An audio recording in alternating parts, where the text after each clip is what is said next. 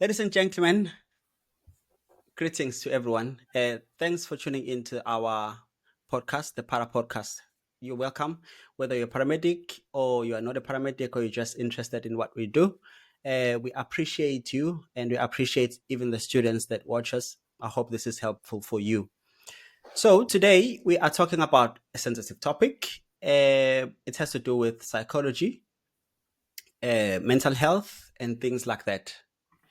I was wondering. We actually have a guest today, Daniel Telly.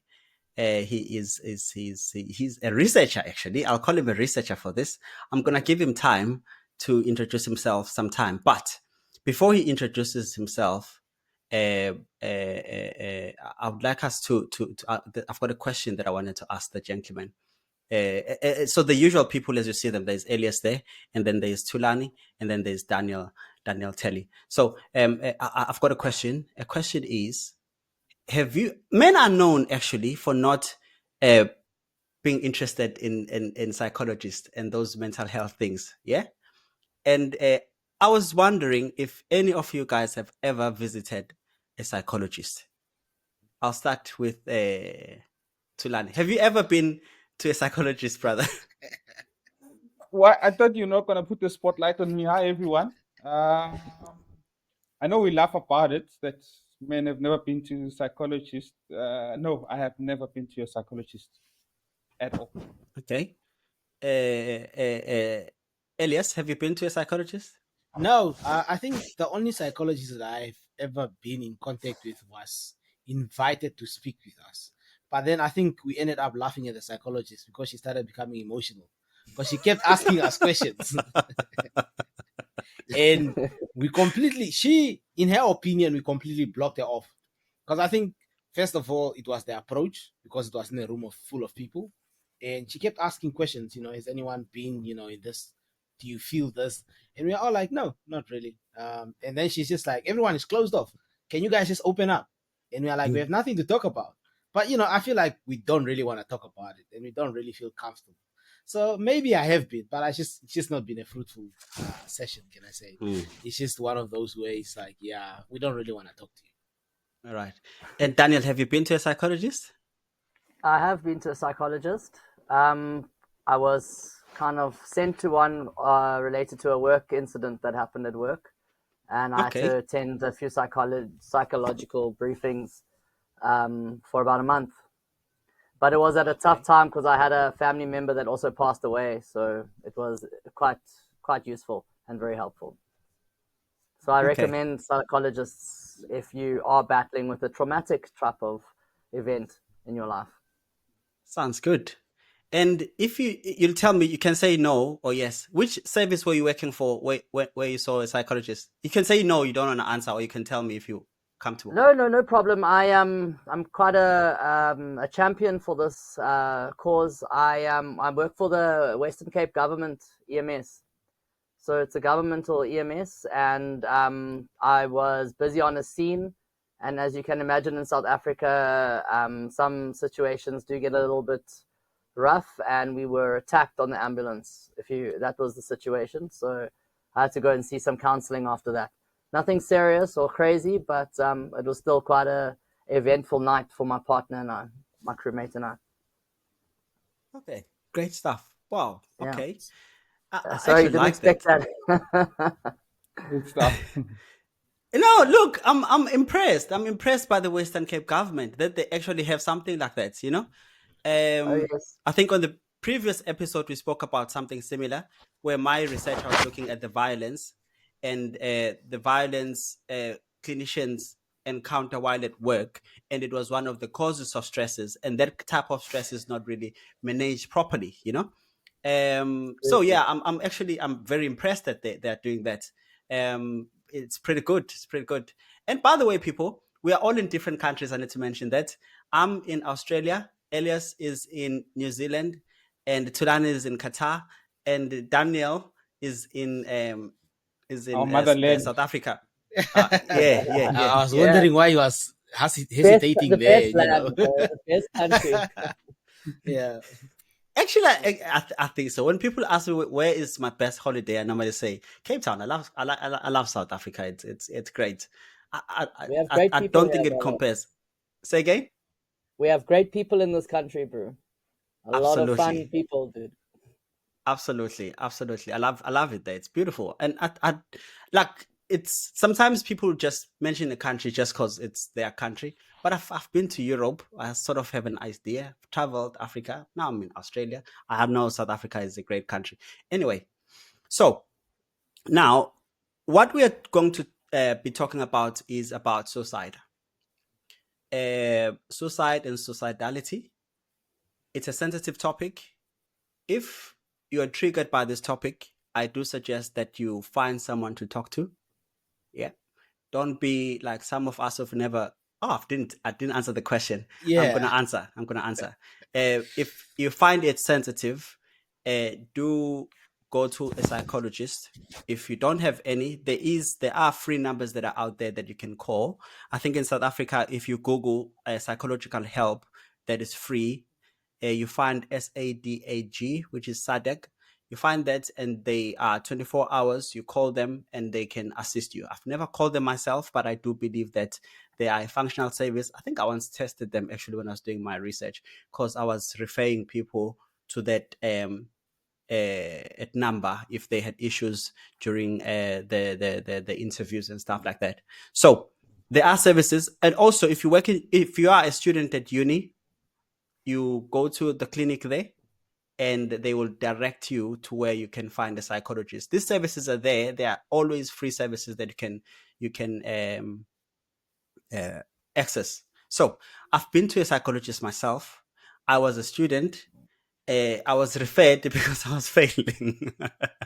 I wasn't doing well, and there's subjects. One subject that I didn't like, and the lecturer saw that this one is in trouble. I hated anatomy and physiology. So I wasn't doing well in it. I didn't understand, why do we have to study these complicated things? But I'll tell you something.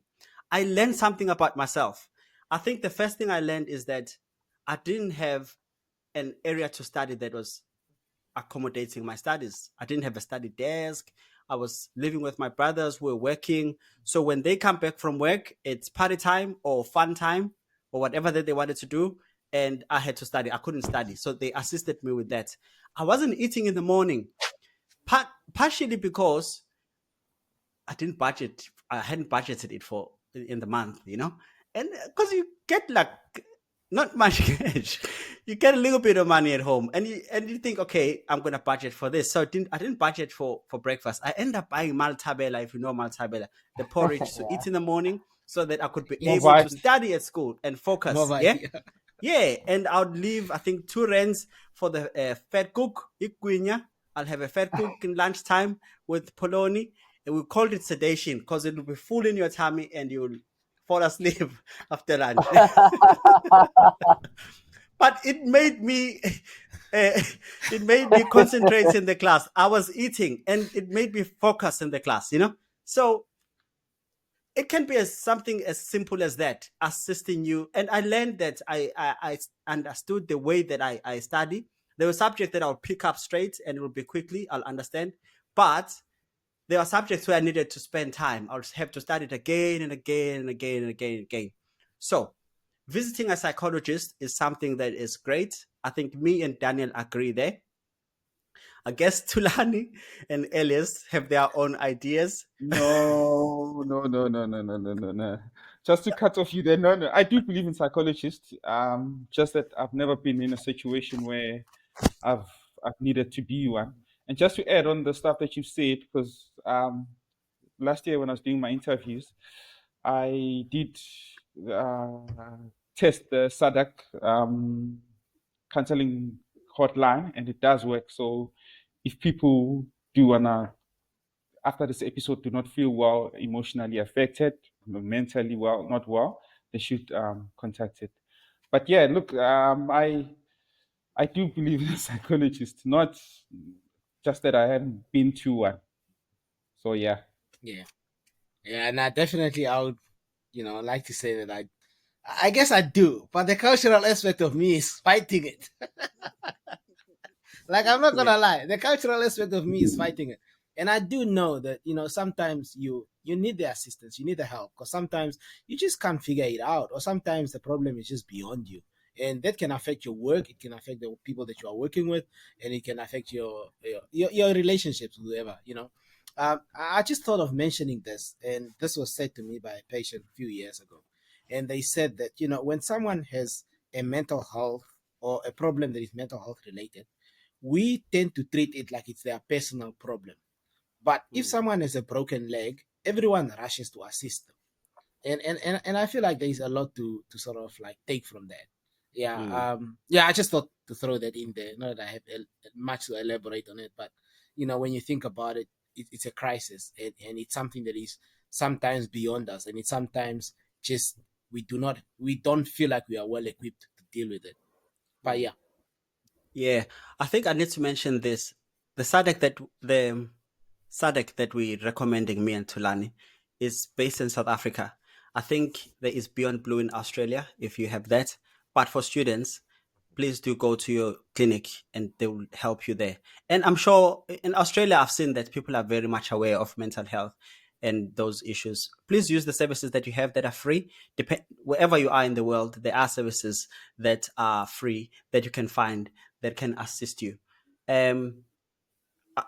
Yeah, so let's get to it.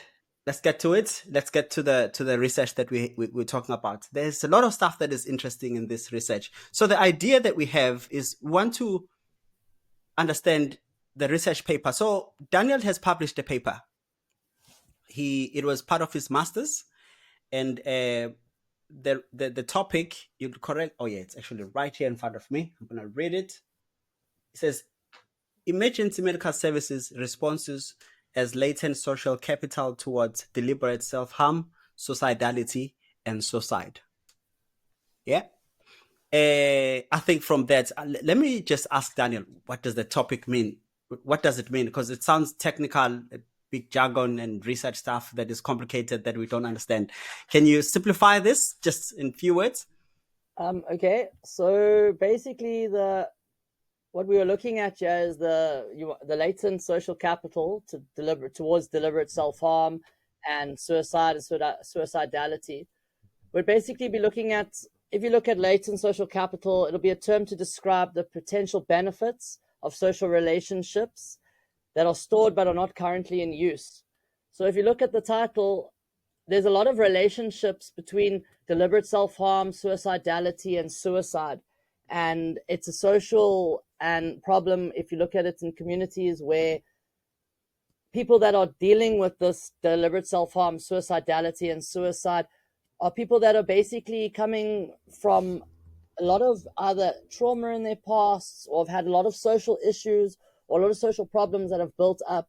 And we, as let's say emergency healthcare providers in the EMS field, we haven't really got much going towards that or put in place, especially in South Africa, towards that. We've got a Mental Health Act that will govern us, and that's basically a small paragraph that basically says if a person is got a mental illness and they don't want to cooperate, then you phone the police and you put them into the back of a police vehicle and they must be taken away. But that doesn't show much humanity to that kind of, I don't know, to me doesn't seem very safe, and very 21st century. That's not 2025. That seems very 19 pre. So our responses to the latent social capital, we don't have much response. Do we have any response at all to it? We just basically treat the problem. So if we get deliberate self-harm, we're going to treat the overdose. We're going to treat maybe the problem that we see, but are we treating the actual problem? Are we adding any benefit or value? If we treat the overdose, we go to hospital, maybe a month's time that person's having another overdose because nothing really was done and put in place to work on that. So again, yeah, let me stop there, otherwise I'm going to talk for weeks. There's something that I found interesting there. It's towards the end of your abstract. It says that I really liked it. It says to interrupt suicidality by removing methods of harm, and strengthen the mental health economy through social capital investment. Like, imagine, like, we as paramedics, what we have to do is to interrupt that deliberate self-harm, that system that is there, that exists in that person's life. We interrupt it in a way that it ceases to happen. That's our role. I think your paper is very interesting. Tell me something, Daniel. What inspired this paper? Like, why did you do this research? So again, we have the Mental Health Act in South Africa where we are governed by, I think it's Section 40, stating if the patient's not cooperative, then we need to get police in, and then they restrain, we must sedate, and then we transport. And then you can only mechanically sedate a patient, which is basically handcuffs or tying them down for a maximum of 30 minutes, and then they need to be sedated. The problem in that is that there was a point in time where we were leaving a lot of mental health consumers on scene because police in South Africa and paramedics in South Africa are very short-staffed. So we're not getting that dual service in like a first world country where you're going to have police arrive and maybe paramedics and.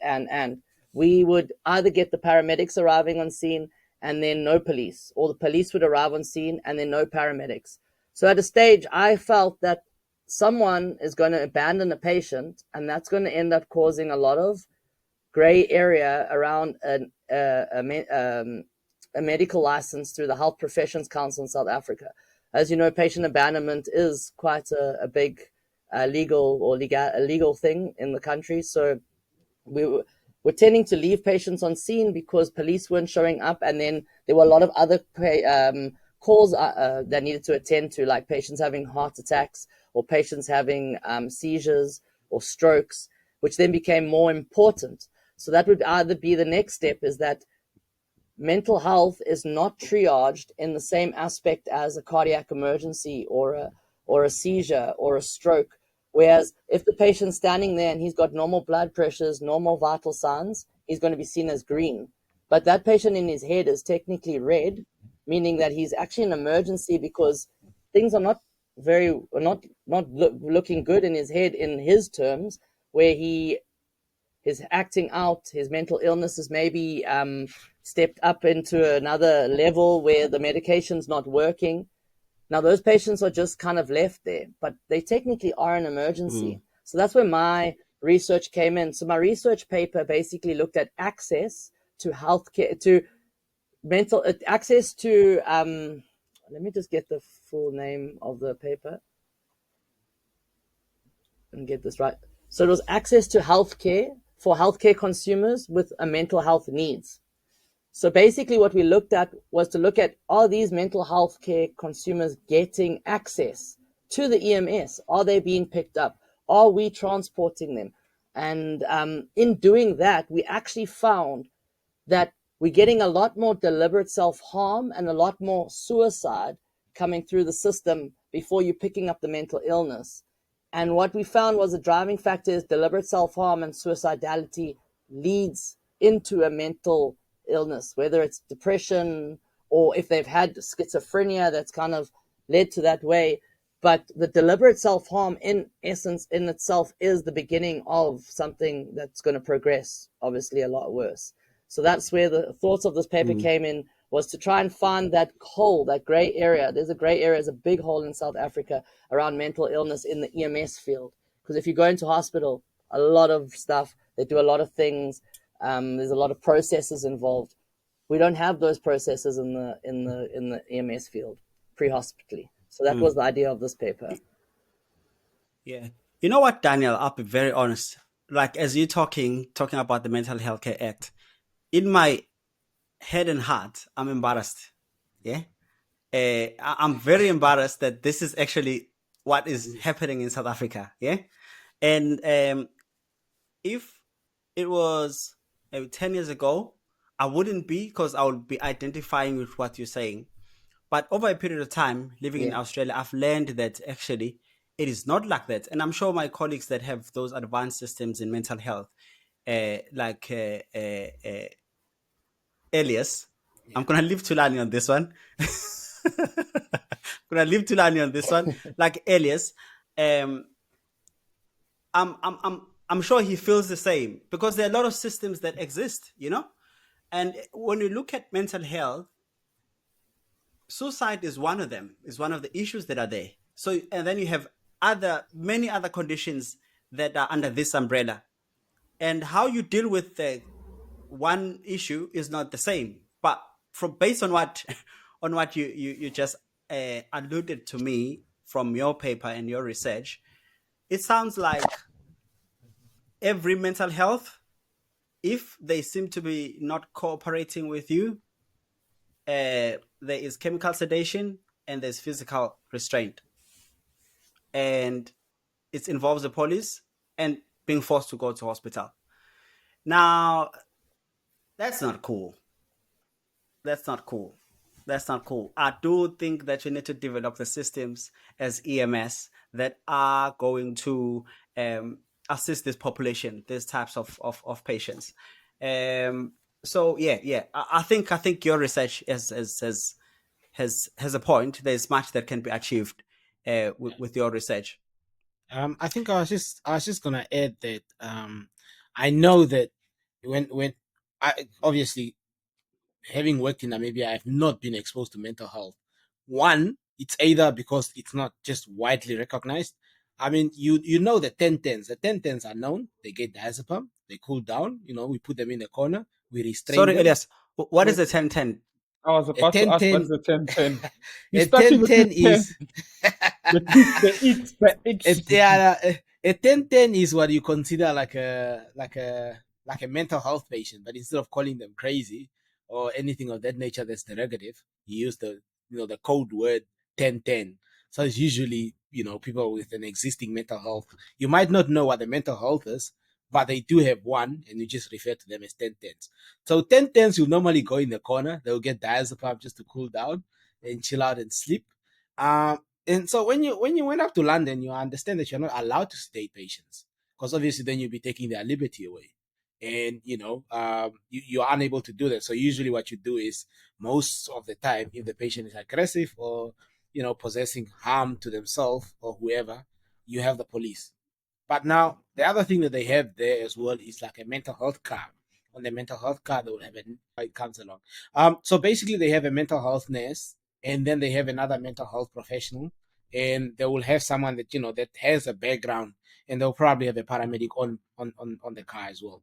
Now, I feel that when I got there, when you go to one job where you turn up and there is, let's say, for instance, a 9-year-old that's just like banging his head in the wall, and you stand there and you're trying to figure it to yourself, like, what do we do with this one now? This is a 1010. We can't sedate. It's a 9-year-old, and you feel like you're out of your depth, and that can be a challenge in itself. But obviously, as you understand the system much better, you become way much more acquainted with the system. But I feel like it's a gray area for us. Obviously, as Daniel highlighted, we are not well trained. Like, I've personally, still to this day, I feel like mental health should be an additional module into our paramedic training, which should be independent, that will equip paramedics to know how to identify, not just paramedics, healthcare clinicians, because I'm from hearing EMT to nothing now. paramedic, you all deal with different conditions, but identifying and dealing with it and having that patience to deal with it, I feel like it's very important, and I feel like there is quite a gray area in that space. Yeah, I think also to add on that, when I came to where I'm working now and doing the induction, so we're doing simulations, part of like training, understanding the organization, the guidelines and everything. So what ended up happening is we're given a simulation of a mental health patient. Luckily, they didn't give it to me because I didn't know what to do. You're praying and you're hoping, no, please not me, anyone else. I was like, what's happening now? Like, what are we going to do? Midazolam, everything midazolam. We'll solve the problem with that. Keeps them quiet. Yeah, but they gave it to another lady.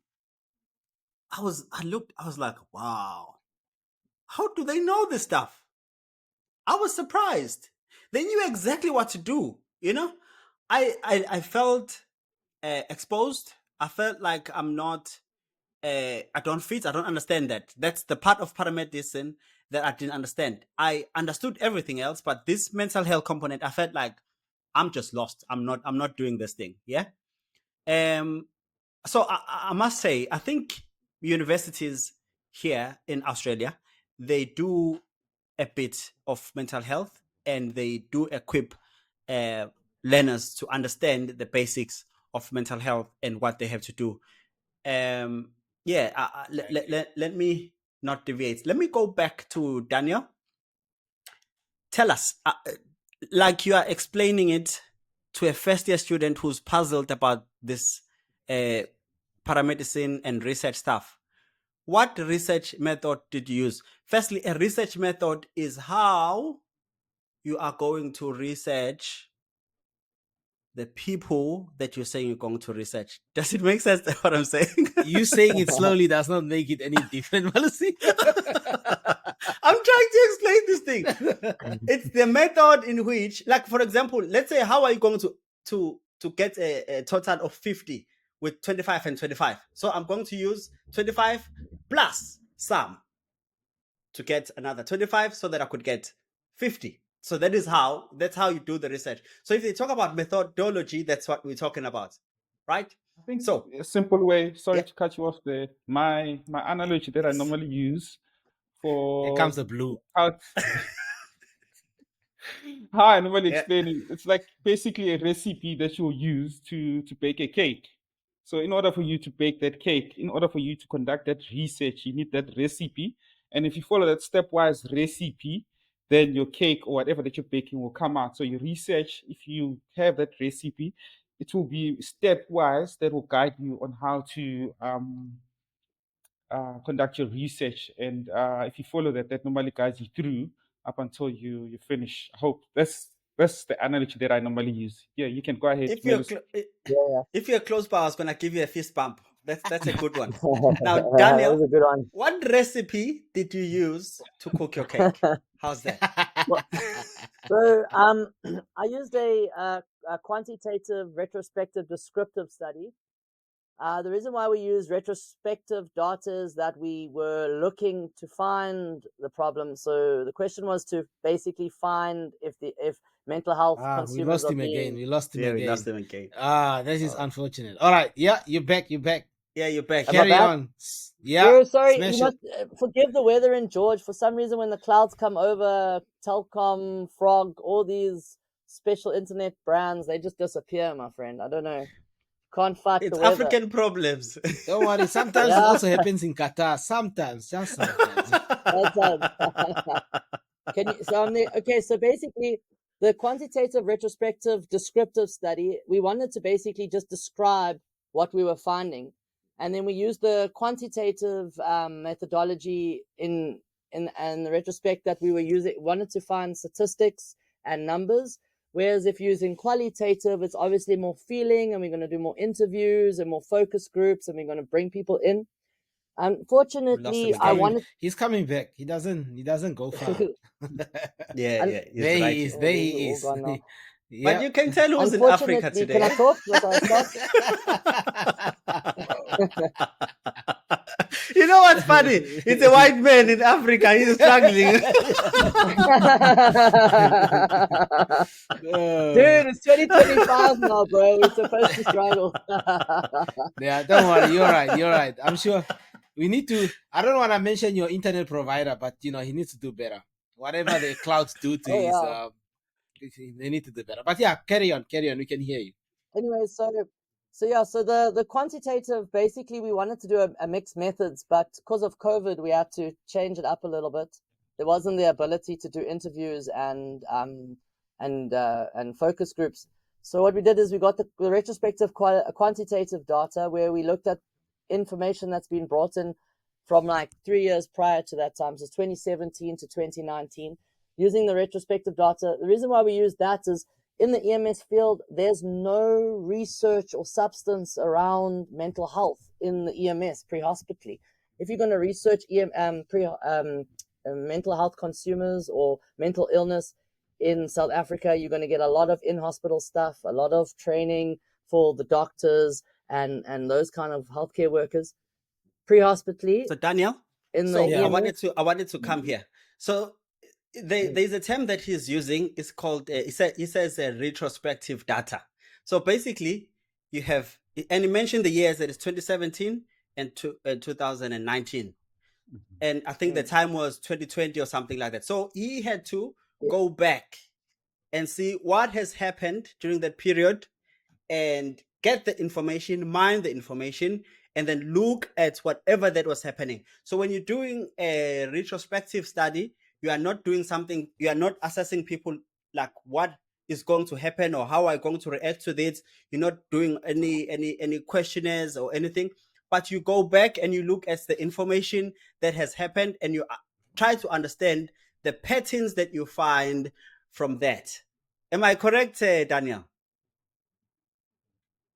Yeah. yeah, Sounds right. Oh, Sounds correct. no, that's correct. Sounds I can about right. switch. I can switch and ask our You are genius, correct. See, the No, glasses no. guy. Eh? as I was Yeah, saying, yeah, we had to yeah, you can produce tell us. information. We had to try and produce information because there is nothing. Okay. Do you want to I start lost you that all sentence again. again? I couldn't hear what you said there.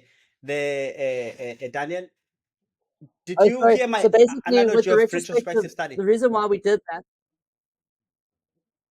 Yes, I did. The reason why we did go back and do the Yeah. retrospective is because we had to try and produce data and find data and see and produce something before we could go and try and create research and research new stuff. We actually have to first see, is there even this situation happening? Do we even have mental health care consumers coming through the government EMS? And then from there, that's why the retrospective was done. Okay. Sounds good. Sounds good. There's something that I saw that was also that fascinated me on your. It's actually on the abstract. See what you do. People that don't like to read research, just read the abstract. Yeah. And then after that, you go to the conclusion. You see what they said, and then after that, you read the introduction, and then after that, you read the methodology, and then after reading the methodology, you look at what's the next one after that? You may as well just read the whole analysis paper. and then conclusion, and then you read the whole paper. You know, it's simple like that. It's simple like that.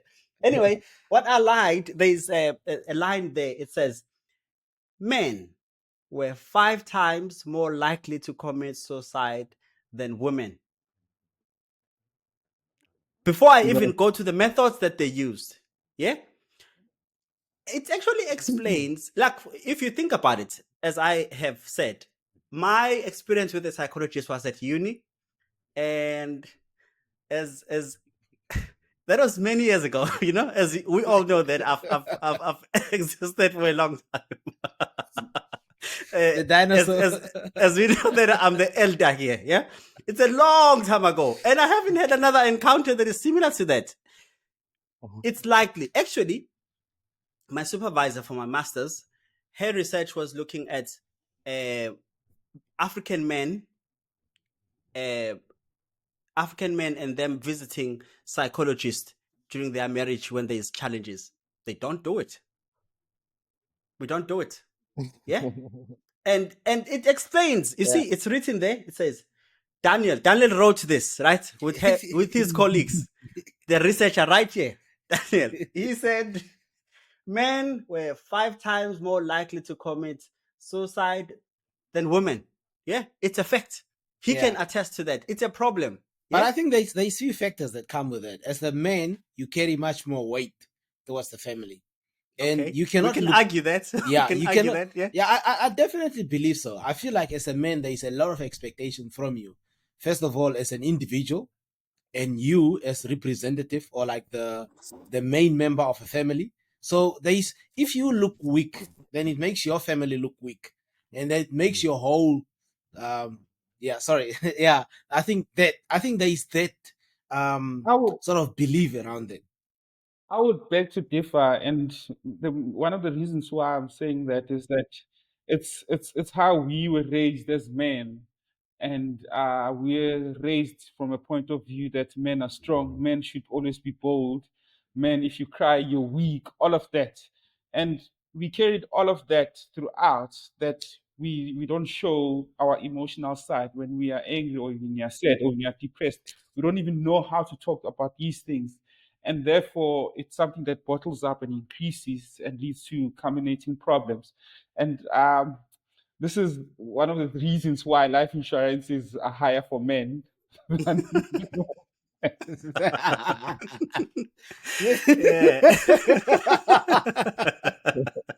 I mean, you laugh about this, but this is true, guys. This is serious. This is serious. It's serious Yeah. business.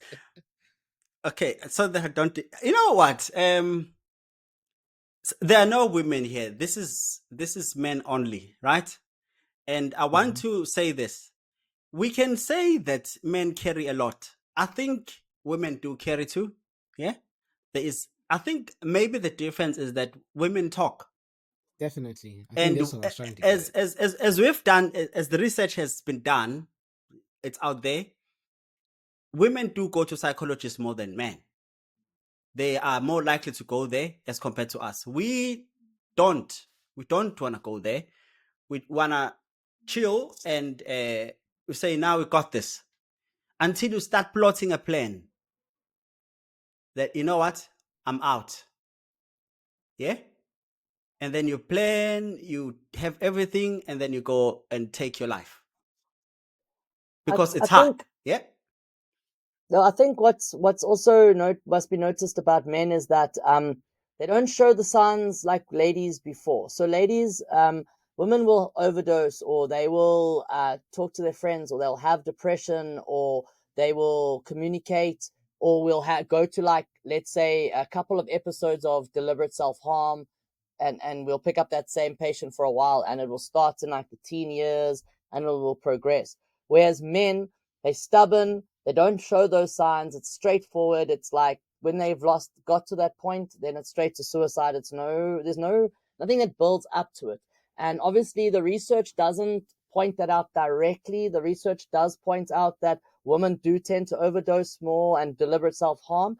But from experience and from what I've noticed and over the years, and also from, if you do the whole research paper that's not obviously in the article, men, like I said, men don't show those initial signs that ladies do show. So maybe that's where the difference is that ladies are getting that help and getting that support sooner than men are getting, and that's why men tend to suicide sooner than ladies, is because they don't have that support structure. But like you said, being the breadwinner, being the man of the house. Also got to add in the cultural differences in South Africa.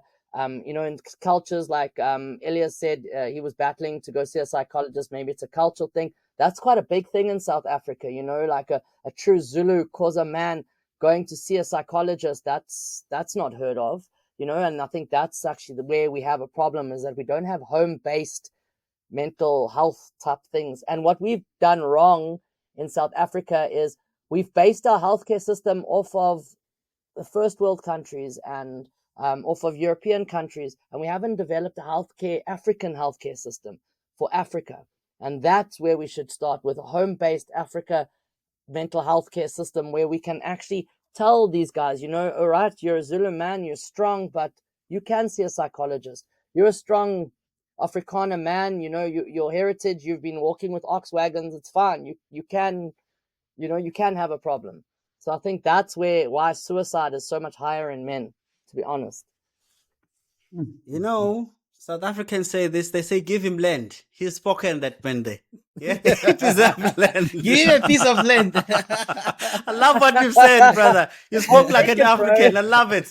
I love it. I love it. Yeah, brother. yeah. So I was in a workshop where they were looking at quality, and I raised the problem. We were looking at quality healthcare in Africa, but we haven't factored in quantity.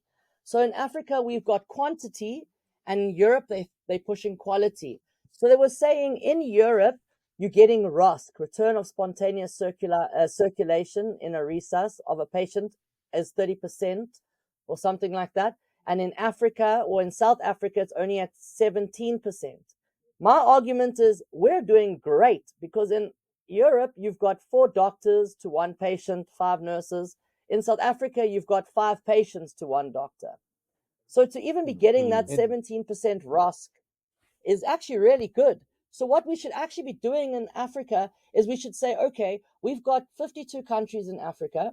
We've got 3 of those countries are really good standard. They like, let's say Kenya, South Africa, and Egypt, for example. Good standard, doing great job. Let's get the other 50 countries up to that standard of South Africa, and Egypt, and the rest. And then we start to attack Europe and try and get the quality and that and this and that.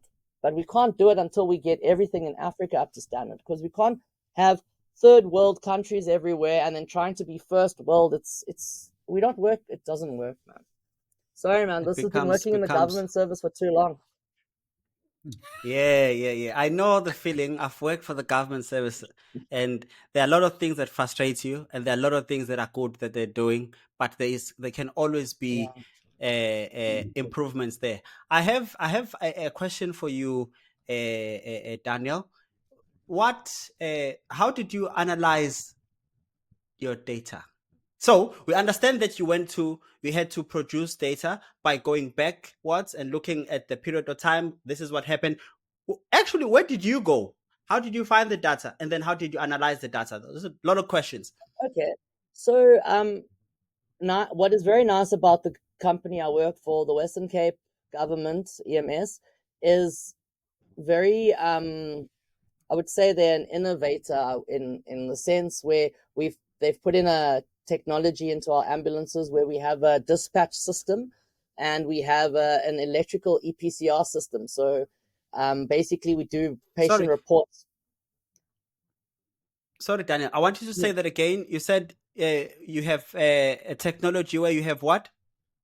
So inside our ambulances, we have a dispatch system, an actual machine, a tab, where we get all our calls that will come through there that you have to accept, depart. So it's just putting everything in line. And then we've got PRFs, which is the patient report forms. That's all done electronically on tabs in the ambulance. So that all then goes back to a database. Let me disturb you there. My state doesn't have a electronic case cards. Way. So that you know, let's not embarrass them. You continue, Daniel. Just know that you are advanced in the Western Cape. Continue, do you use paper? Do you use paper? Sorry. No, let's not embarrass my people, right? Let's protect them. I'm protecting my people. Continue, Daniel. I was just putting it out there. But so let's not go into the politics about that system because that's a whole different story. But basically, there's a whole database now, obviously, that goes through to the Western Cape Communication Center. And then in that database, you can go and you can literally research or look for whatever you want. So we chose keywords. So the keywords was behavioral problems, suicides, mental illness, and then and interfacility transfers for mental health patients. So basically those will be like the codes in the control center that you look for. Then we punched in those codes and then we found all this information, the overdoses, the suicides, the mental illness patients. Then what I had to do is I then basically developed a checklist. I developed my own checklist for my masters that I used to pull out the information from these electronic patient reports. And then using that, I took that checklist and then it took me very long. I did it manually, but I'm very technologically challenged. So please do forgive me. I did a lot of paperwork, whereas you would probably use the computer and Excel. I then took the checklists, filled in a lot. I had like almost 2,900 checklists that I had. Then obviously, once I'd had all those checklists filled in, I went and developed a Excel spreadsheet.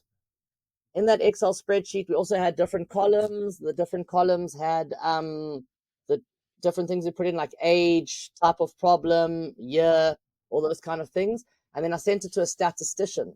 And then what we used what is this thing called now? Sorry, there's the word. R statistical. I want to get the right name for you. We used logistic regression models.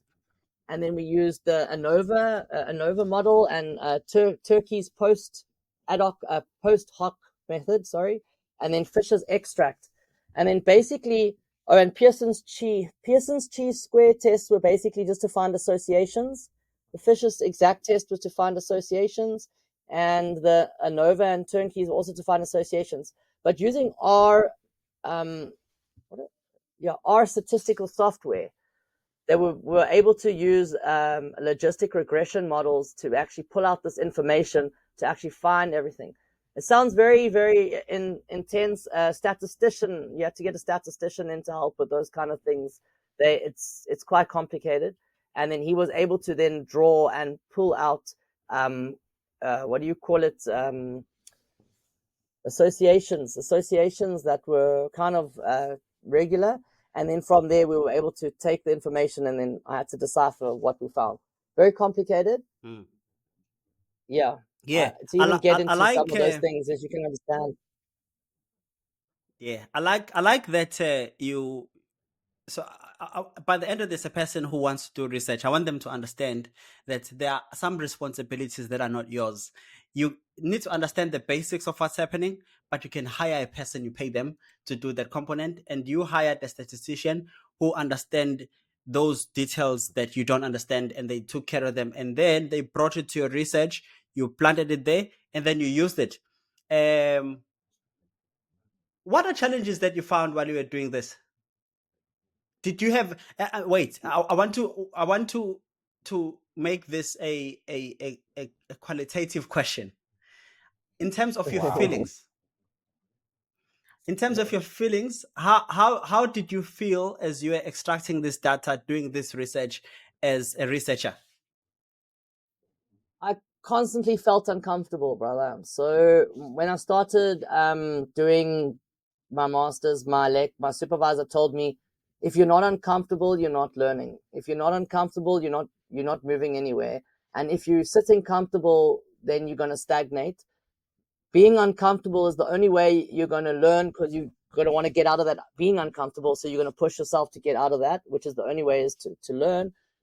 I was constantly uncomfortable because I don't like, what's it, Pearson chi-squared test. Like that doesn't make any sense. Or Fisher's extract, that makes no sense. Like, it was so complicated, and I had to teach myself all this stuff. That's what it was. I had to learn. Like, before I even sat and did my proposal, I spent 3 months learning research again. What you learned in your degree year. I had to go teach myself all that stuff again: qualitative, quantitative, descriptive, retrospective, all these kind of things, so that when you get to actually doing this, you know what it's about, but you don't know what it means. And the worst thing is, the statistician gives you all the results and he says, here we go. And then what do you do?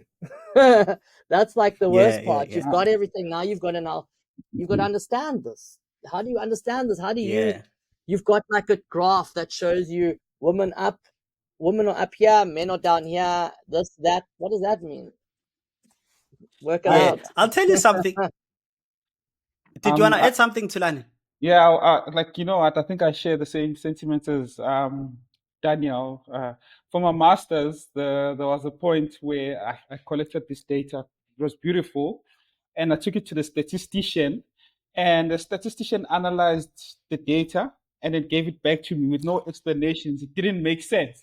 So I can understand how he feels when he says that the statistics are there, but when the statistician gave me the data, it didn't make sense at all.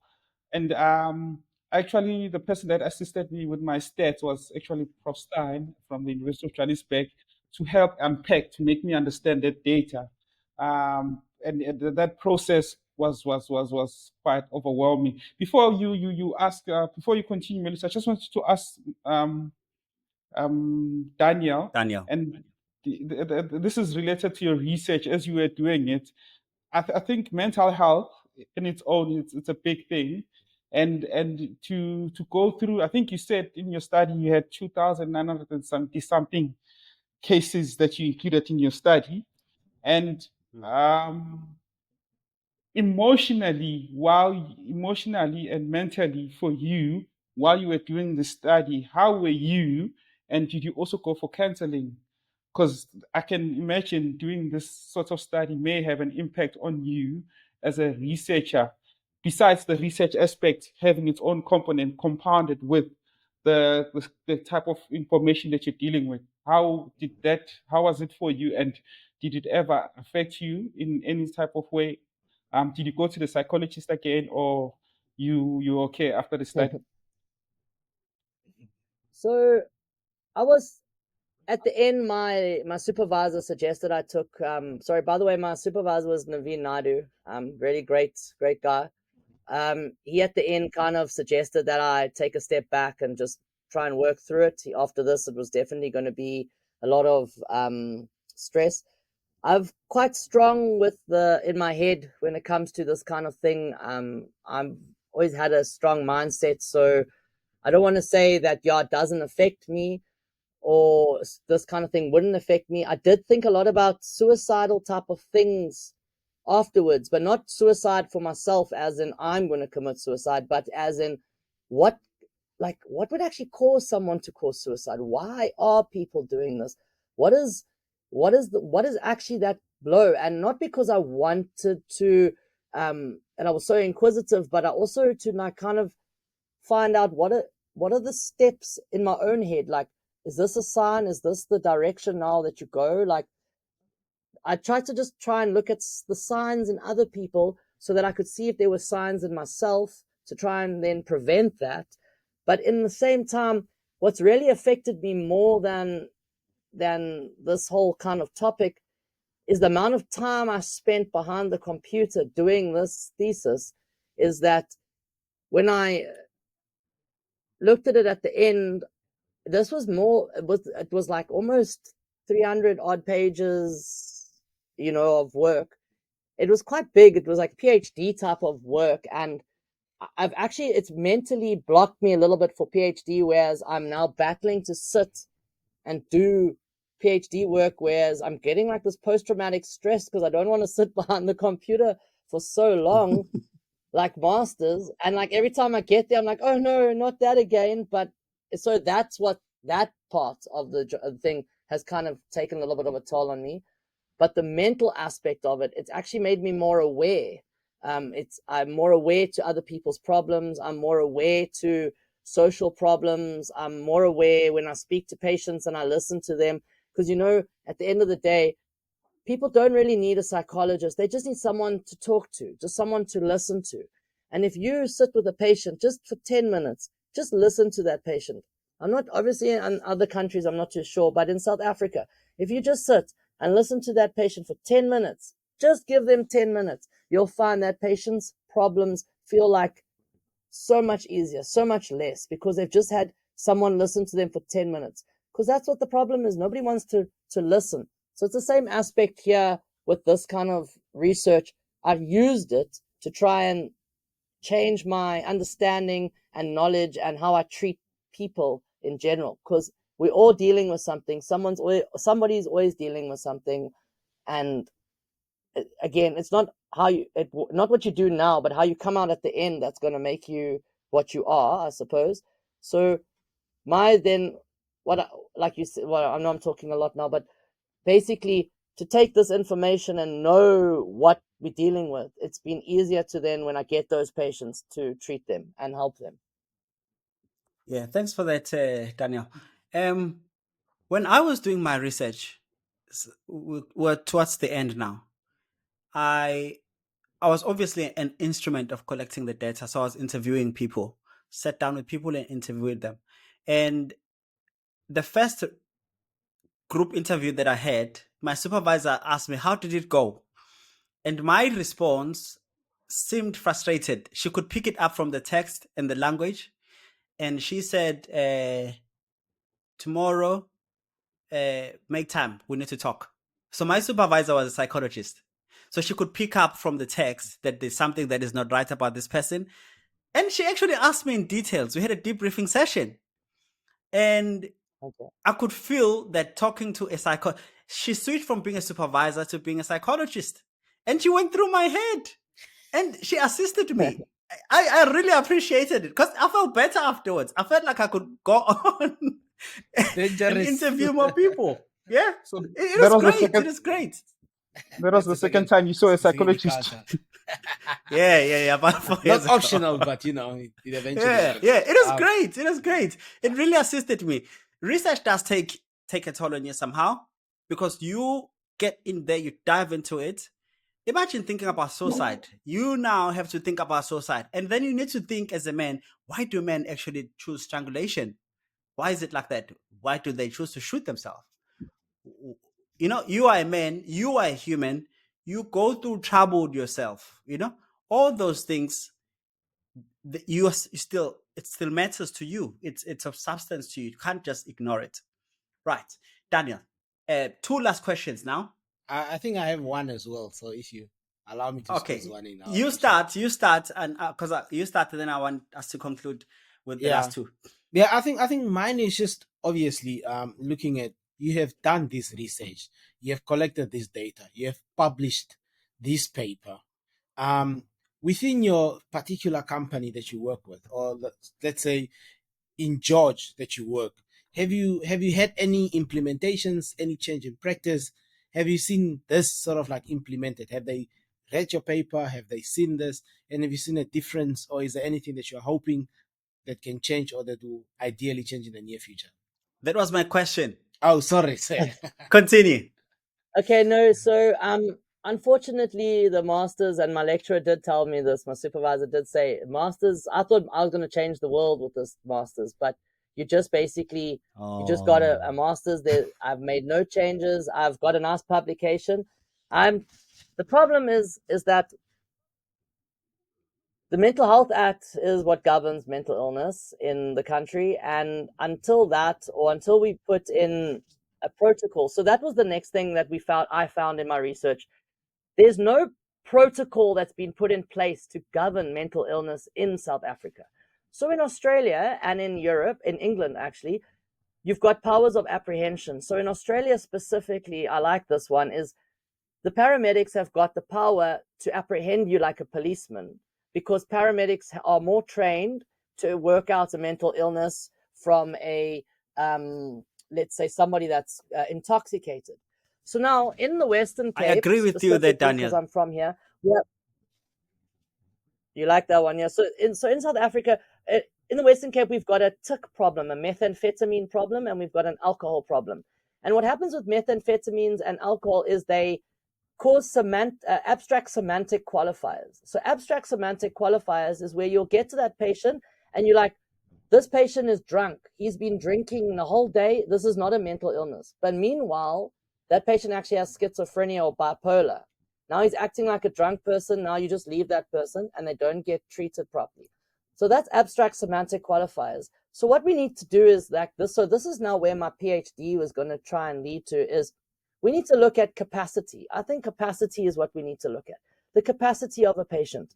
So what is the capacity of that patient in terms of, can that patient talk to you? Do they know their name? Have they got the ability to do certain things, listen to commands, make decisions?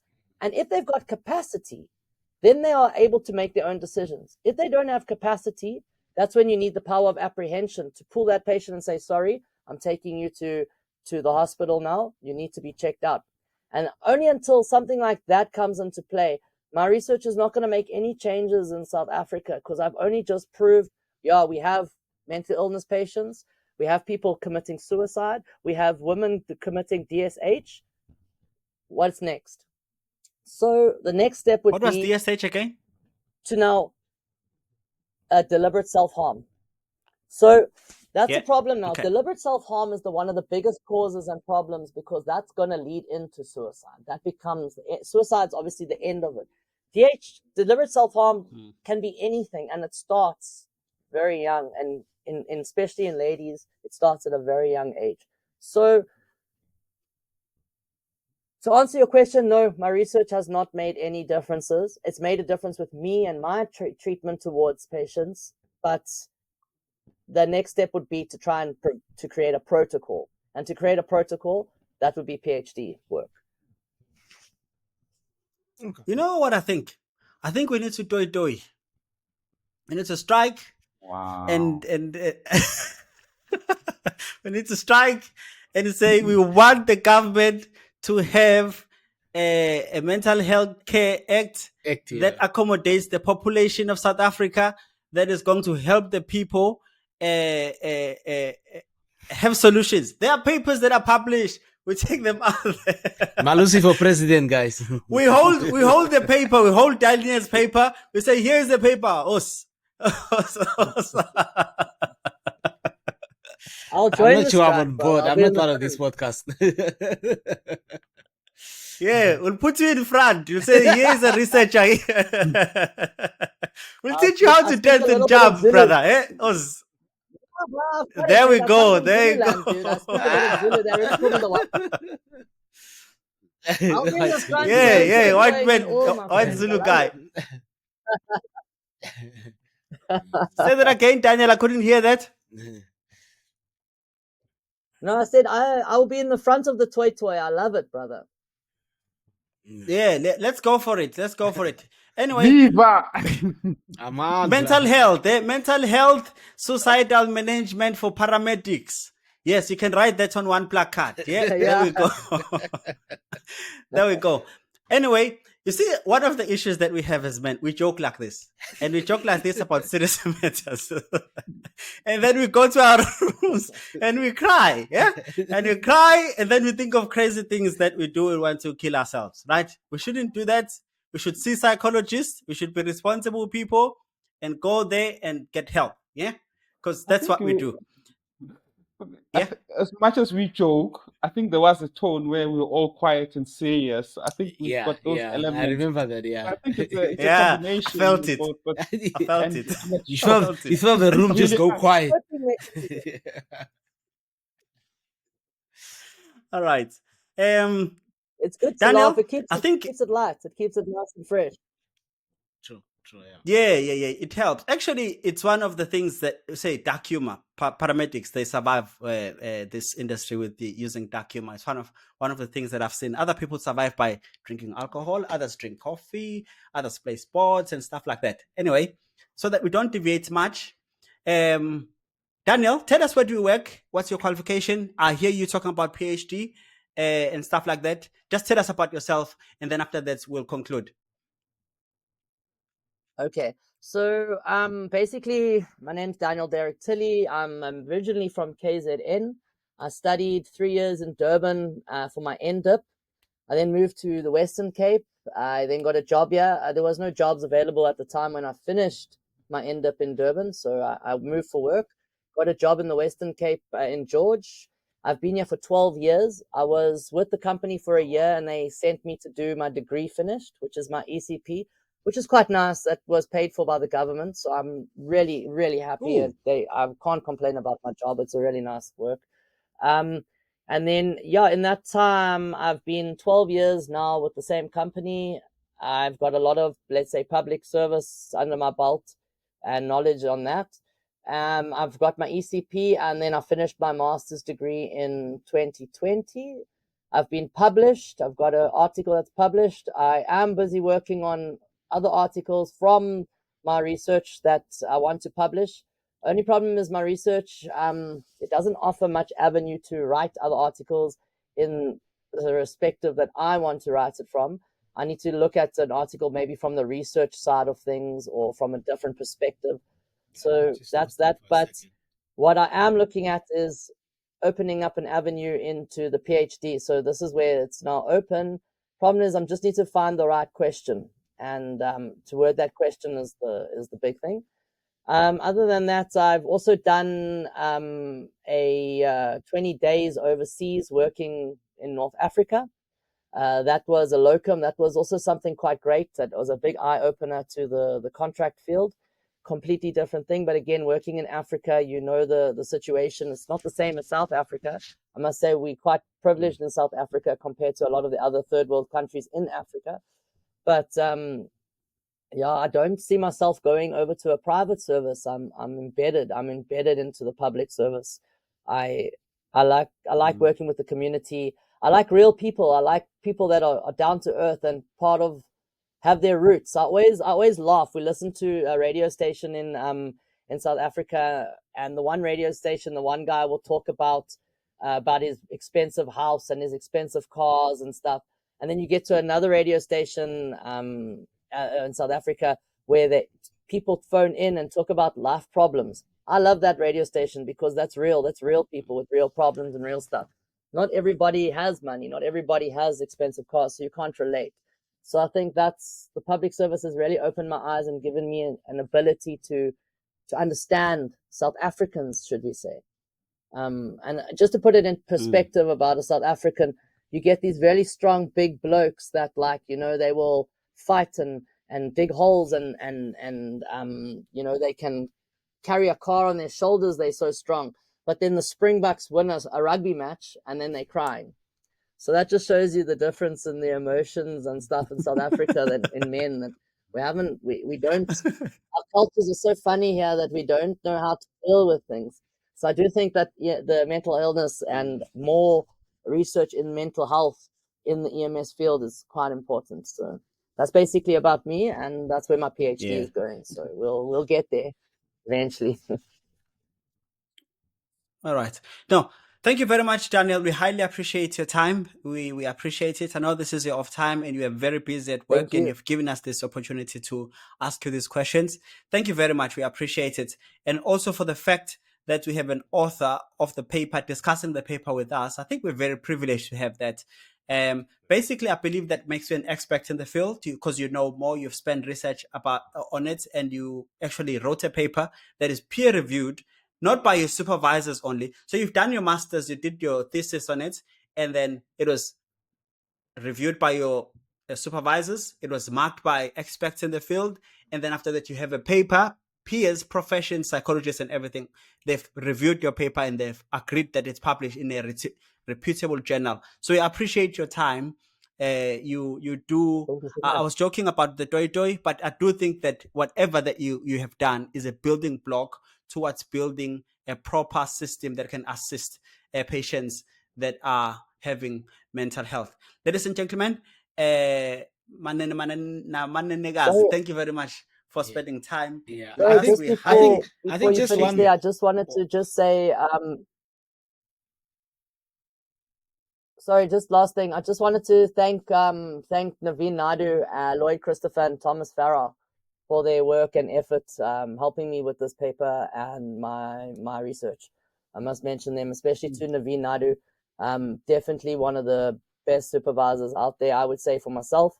And also to anybody that is basically going to do research, make sure you get yourself a good supervisor and a good team and work with them and understand them, because you're not going to finish it if you don't have someone that's going to understand you and give you that support you need. And I had that all the way. So if he is listening, thanks, Naveen. Have a We hope he listens. I was just gonna add in there that if anyone wants to sort of like chat about your research, if they have any questions, direct questions for you, are you happy to answer questions? Are you happy to, I don't know, have a conversation? Is there any way that they can reach you, maybe via your LinkedIn or via your Instagram? I'm not sure which one you are comfortable with, that you can perhaps share on our platform as we are publishing the podcast. Is there any that you'll be open to? No problems. Or in that regard? I'm on LinkedIn. Like, yeah, with pleasure. Anybody can contact me. You can put my number up there. I will send it to Malusi. Must I give it? I can give it, or we can do my email address, danieltilly88@gmail, or LinkedIn. I don't have the Instagram. Sorry, I'm a bit slow. Gets you into trouble, that Instagram. Especially if you're married. All right. Is there anything else you're forgetting? Can I stop it now? I think just one last thing from my side. I think what we discussed here, it's an important thing. And I hope it changes the mindset not of the paramedics worldwide, that the stigma about mental health, that in mental health, I think Elias mentioned it earlier, that mental health is like any other disease and should be treated. And we should take it serious and for the benefit of the patients, but not also for the patients, but for also our colleagues as well. Because back then we've had colleagues that were admitted in mental health hospitals, and when people would say they are crazy, but that person is sick like anybody else, they're not okay, and we should treat them like any other condition. Yeah, that's it from my side. Thanks. Yeah, they are not 10-10s, okay, guys. Not 10-10.